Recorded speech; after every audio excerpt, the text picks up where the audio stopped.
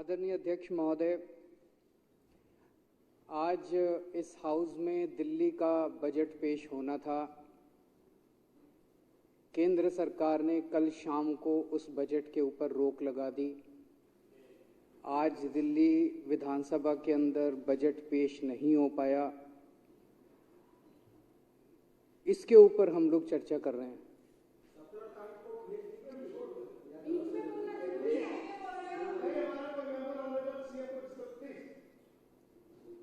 इसके ऊपर हम चर्चा कर रहे हैं। मैं समझता हूं बाबा साहब अंबेडकर जब संविधान लिख रहे थे, उन्होंने शायद सपने में भी नहीं सोचा था कि एक ऐसी सिचुएशन भी संविधान जो है वो तरह तरह की सिचुएशन से डील करता है। उन्होंने सपने में भी नहीं सोचा था कि एक ऐसी सिचुएशन भी इस देश के अंदर आ सकती है कि केंद्र सरकार किसी राज्य सरकार के बजट को रोक भी सकती है। एक ऐसा कॉन्स्टिट्यूशनल क्राइसिस, मैं तो कहूंगा ये कॉन्स्टिट्यूशनल क्राइसिस भी नहीं है, it is an attack on the constitution of this country. इस देश के संविधान के ऊपर हमला किया गया है। ये कहा जा रहा है, ये डेट्स सारी बताई जा रही हैं। 10 तारीख को दिल्ली सरकार ने बजट सेंटर को भेजा। 17 तारीख को सेंटर ने कुछ ऑब्जेक्शंस लगा के वो बजट दिल्ली सरकार को भेजा। अभी माननीय लीडर ऑफ अपोजिशन साहब कह रहे थे कि एलजी साहब ने कुछ ऑब्जेक्शंस लगाए। संविधान के अंदर एलजी को कोई ऑब्जेक्शन लगाने का अधिकार नहीं है। He is bound by add and advice of the council of ministers. Supreme court का आदेश है। एक मिनट मेरे को पूरा, मैं 1 मिनट पूरी कर लेता हूँ। हाँ, 1 मिनट। लीडर ऑफ अपोजिशन कह रहे हैं ऑब्जेक्शन नहीं, ऑब्जर्वेशन। चलो कोई बात नहीं। सुप्रीम कोर्ट का 2018 का ऑर्डर साफ साफ कहता है, संविधान का आर्टिकल 239AA4 साफ साफ कहता है that Lieutenant Governor of Delhi or the Administrator of Delhi is bound by aid and advice of Council of Ministers. Delhi के लेफ्टिनेंट गवर्नर जो हैं वो केवल ठप्पा लगाएंगे 3 सब्जेक्ट्स छोड़ के, बाकी सारी चीजों पे उनको बस ठप्पा लगाना है। वो अपनी ऑब्जर्वेशन भी नहीं दे सकते, ऑब्जेक्शन भी नहीं दे सकते, वो फाइल पे कुछ नहीं लिख सकते। उनको फाइल पे लिखने का अधिकार नहीं है। अगर वो फाइल पे कुछ लिखते हैं तो वो संविधान के खिलाफ है। अगर वो फाइल पे लिखते हैं तो वो इस मंदिर का, ये जनतंत्र का जो मंदिर है, इसका अपमान है, इस पूरे हाउस का अपमान है। कुछ कहना है तो ये हाउस कहेगा। ये हाउस किस लिए बैठा है? ये जितने लोग हैं, चाहे ये बीजेपी के हैं, कांग्रेस के हैं, आम आदमी पार्टी, इनको जनता ने चुन के भेजा। फिर ये किस लिए चुने गए हैं? अगर एलजी ने ही दिल्ली चलानी थी तो? अगर केंद्र सरकार के पास बजट भेजा गया, केंद्र सरकार को उसमें आपत्ति करने का कोई अधिकार नहीं है। ये provision he unconstitutional. It is against the basic structure of democracy and basic structure of the constitution of India कि किसी राज्य का बजट केंद्र सरकार को भेजा जा रहा है। पर चला आ रहा है कई सालों से। जिस दिन इसको सुप्रीम कोर्ट के अंदर चैलेंज किया गया, ये 2 मिनट ये प्रोविजन नहीं टिकने वाला कि केंद्र सरकार को दिल्ली सरकार का बजट भेजा जा रहा है। पर एक परंपरा चली आ रही थी, कई सालों से चली आ रही थी। हम भी उस परंपरा को फॉलो कर रहे थे। आज तक दिल्ली के इतिहास में कभी केंद्र सरकार ने कोई ऑब्जेक्शन या ऑब्जर्वेशन नहीं किया। पहली बार ये परंपरा जो है इसको तोड़ा गया। उन्होंने ऑब्जेक्शन लगा के भेजे, ऑब्जर्वेशंस लगा के भेजे। वही अपने आप में असंवैधानिक था। लेकिन हमें लड़ना नहीं है, हम लड़ना नहीं चाहते। हम यहां लड़ने नहीं आए, हम काम करने आए हैं। 17 तारीख को उन्होंने भेजा, चीफ सेक्रेटरी के पास भेजा, प्रिंसिपल सेक्रेटरी फाइनेंस के पास भेजा। 3 दिन वो लेके बैठे रहे। अब सारा देश जानता है कि इन अधिकारियों के गर्दन जो है वो केंद्र सरकार और एलजी के अंडर में। रोज जिसको मर्जी सस्पेंड कर देते हैं। सारे डरे बैठे हैं, सारे डरे बैठे हैं अधिकारी। वो बेचारे क्या करें? तो ऊपर से आदेश आया एमएचए से कि भाई 3 दिन तक लेके बैठे रहो। सोमवार को 20 तारीख को 21 को बजट प्रेजेंट होना था। 20 तारीख को दिन में 2 बजे मंत्री को बताया जाता है जी एमएचए से कुछ ऑब्जेक्शंस आए हैं। तो इन अधिकारियों के खिलाफ तो कार्रवाई होनी चाहिए। फाइल जो है उसके संबंध में उसके बाद बार बार फोन कर रहा है मंत्री, फाइल उसके पास शाम को 6 बजे पुटअप की गई। उसके बाद अफरा तफरी के अंदर मंत्री ने नोट बनाया, जो भी ऑब्जर्वेशन थे। हमारे पास एक ऑप्शन था, हम लड़ लेते, कोर्ट चले जाते कि तुमने ऑब्जर्वेशन कैसे लिखे, हम तुम्हारा, पर मैंने मंत्री को कहा नहीं, हमें लड़ना नहीं है।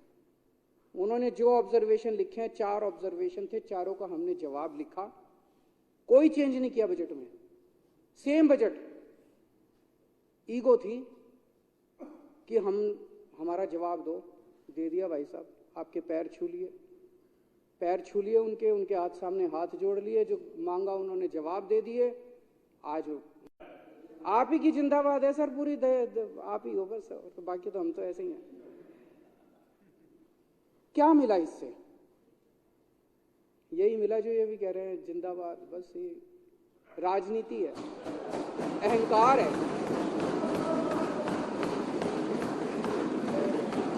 खुश हो गए वे केजरीवाल को झुका दिया। हाँ जी, हम तो हमेशा ही झुके हुए हैं। जनतंत्र में झुकना ही एक, जनता के सामने भी झुकना चाहिए, सबके सामने झुकना चाहिए। अहंकार सेटिस्फाई करने के अलावा कुछ हुआ? कुछ भी नहीं हुआ। कोई कल ये मैं देख रहा था, टीवी चैनलों में चल रहा था कि इन्होंने इंफ्रास्ट्रक्चर से ज्यादा एडवर्टाइजिंग का बजट कर दिया, हमने इनको ठीक करने को बोला है। यही चल रहा था ना टीवी चैनलों में कि जी एडवर्टाइजिंग का बजट इन्होंने इंफ्रास्ट्रक्चर से ज्यादा कर दिया, हमने इनको ठीक करने को बोला है। उसमें बजट के अंदर 20,000 करोड़ तो इंफ्रास्ट्रक्चर पे है, 500 करोड़ एडवर्टाइजिंग पे है। अब ये 520,000 से ज्यादा होता है, ये तो हमने नहीं सुना था। इन्होंने ऊपर से लेके नीचे तक अनपढ़ों की जमात बिठा रखी है। इसी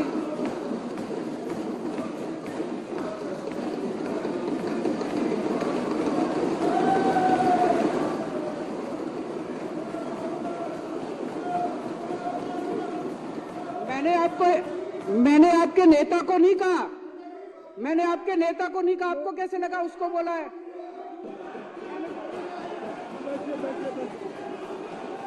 ठीक है, अच्छा है। मैंने तो नाम ही नहीं लिया, मैंने तो नाम ही नहीं लिया, मैंने किसी का नाम नहीं लिया, मैंने किसी का नाम नहीं लिया, मैंने किसी का नाम नहीं लिया। मैं किसी का नाम, बैठ जाओ, मैंने किसी का, मैं तो ये कह रहा हूं जी, ये बता दो कि कहां लिखा है कि 500 की फिगर जो है वो 20,000 से ज्यादा होती है? ये तो कहीं नहीं लिखा। तो मैं कह रहा हूं भाई, जो पूरी की पूरी अनपढ़ों की जमात बिठा रखी है, पढ़े लिखे लोगों को बिठाओ वहां पे, ताकि वो कम से कम बजट पढ़ने की क्षमता तो रखते हो। पता नहीं किसको दे दिया आपने बजट। 500 करोड़ रुपए पिछली साल रखा था, 500 करोड़ रुपए इस साल रखा है, सेम है, सेम टू सेम है, कोई बढ़ाया नहीं हमने, एज इट इज बजट रखा है।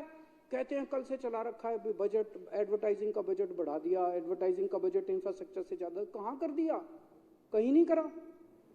आज वो सेम टू सेम बजट हमने कोई चेंज करके नहीं भेजा, जो बजट में लिखा था उसी में से 4 लाइनें कोट कर करके भेज दी।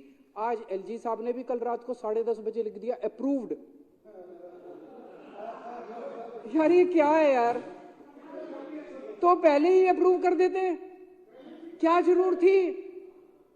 वो कह रहे थे मेरे सामने झुको, मेरे पैर पकड़ो। आपके सामने झुक गया ऐसा?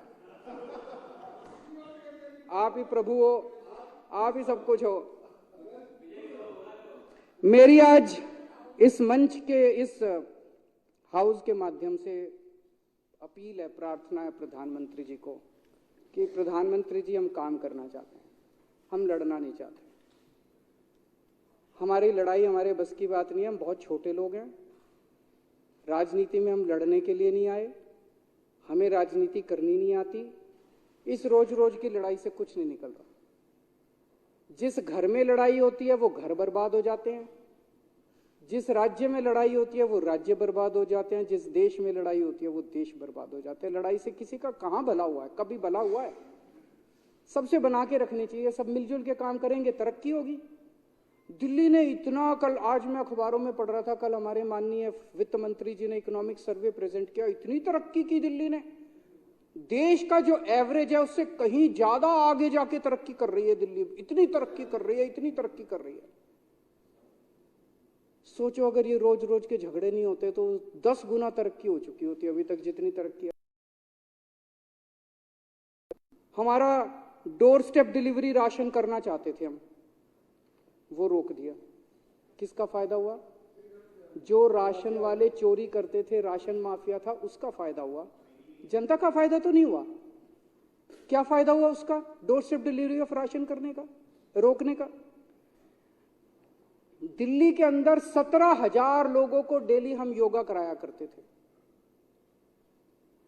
डेली 17,000 लोगों को दिल्ली सरकार फ्री में योगा कराती थी।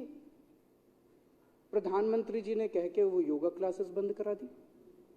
किसका फायदा हुआ जी? किसी का तो फायदा नहीं हुआ। 17,000 लोगों ने अगर योगा करना बंद कर दिया, आज भी याद करते हैं, मेरे को मिलते हैं, आज भी याद करते हैं, किसका फायदा हुआ? किसी का फायदा नहीं हुआ। हम अपने टीचर्स को, दिल्ली का शिक्षा जो व्यवस्था है उसकी तारीफ पूरे देश के अंदर हो रही है, पूरी दुनिया के अंदर हो रही है। उसका एक बहुत बड़ा कारण है हमारे टीचर्स और हमारे प्रिंसिपल्स ने चमत्कार करके दिखाया है। 60,000 टीचर्स, उन्होंने चमत्कार करके, उनको हम ट्रेनिंग करने के लिए विदेश भेजते हैं, फिनलैंड भेजते हैं। आपने उनकी फिनलैंड की ट्रेनिंग रोक दी। किसका फायदा हुआ? किसी का फायदा नहीं हुआ। गरीबों के बच्चे अच्छे पढ़ना चालू हुए थे, बड़े इतने 75 साल के बाद गरीबों के बच्चों को अच्छी शिक्षा मिलनी चालू हुई थी। क्या फायदा हुआ?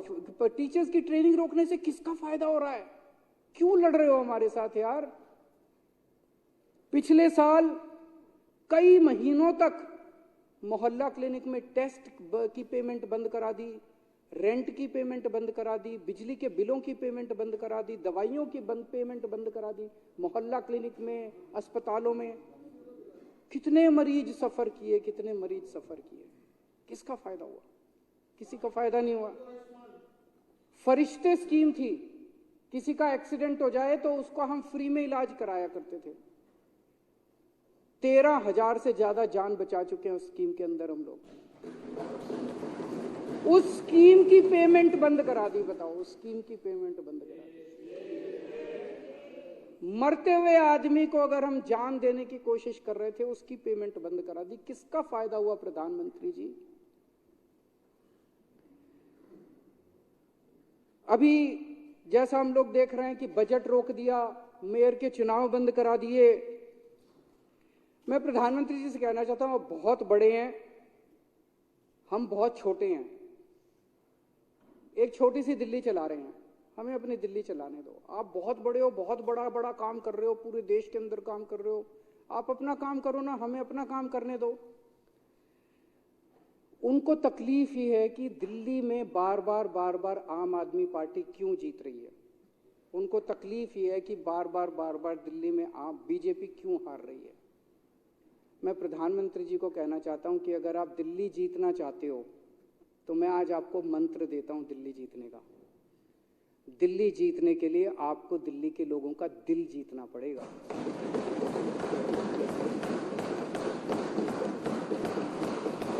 ये रोज रोज लड़ाई झगड़े करने से दिल्ली वाले आपको वोट नहीं देने वाले। मैंने अगर दिल्ली में 1000 स्कूल ठीक कर दिए, आपके पास तो बहुत पैसा है, आप 1000 नए स्कूल बना दो, देखो लोग केजरीवाल को वोट देना बंद कर देंगे। मैंने दिल्ली में 550 मोहल्ला क्लिनिक बना दिया, आप 5,500 मोहल्ला क्लिनिक बना दो। लेकिन अगर आप केजरीवाल के 550 मोहल्ला क्लिनिक रोकने की कोशिश करोगे, अगर आप हमारे स्कूलों को रोकने की कोशिश करोगे और फिर सोचोगे मैं दिल्ली जीत लूं, इस जन्म में तो नहीं जीत पाओगे मोदी जी। हमसे लंबी लकीर खींचो, जो काम हमने किए उससे लंबी लकीर खींचो। आज इस पूरे सदन की ओर से मैं प्रधानमंत्री जी को कहना चाहता हूं, हम आपके साथ मिलकर काम करना चाहते हैं, हम आपसे लड़ना नहीं चाहते। हमारे को लड़ाई करनी नहीं आती, हमको राजनीति करनी नहीं आती, हम आपसे मिलकर काम करना चाहते हैं, आपसे सहयोग चाहते हैं। हम बहुत छोटे हैं, जैसे परिवार में होता है। दिल्ली के लोग जो हैं आपके सामने छोटे भाई की तरह हैं, लेकिन अगर कोई बड़ा भाई रोज आके छोटे भाई को दो थप्पड़ मारेगा, रोज आके उसको डांटेगा, तो छोटा भाई भी बेचारा कब तक बर्दाश्त करेगा।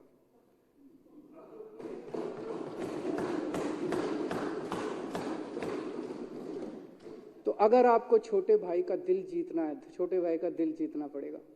छोटे भाई का दिल जीतना है तो छोटे भाई को प्यार करो, छोटे भाई के साथ चलो, तभी छोटा भाई आपका साथ देगा। मैं इस प्रस्ताव का पूरी तरह से समर्थन करता हूं।